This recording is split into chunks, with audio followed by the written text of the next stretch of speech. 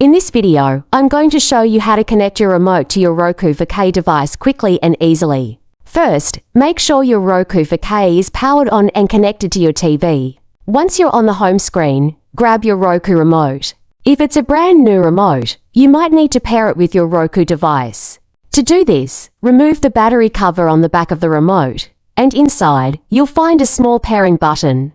Press and hold this pairing button for about 3 to 5 seconds until you see the pairing light start blinking.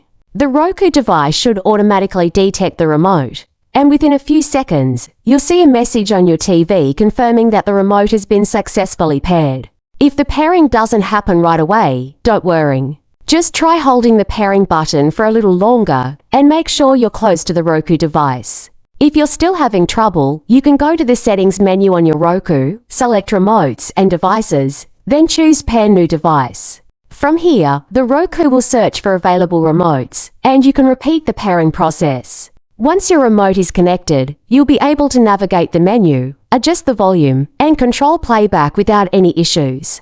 Thanks for watching, and if you found this video helpful, don't forget to hit the like button, subscribe for more, and drop a comment below if you have any questions.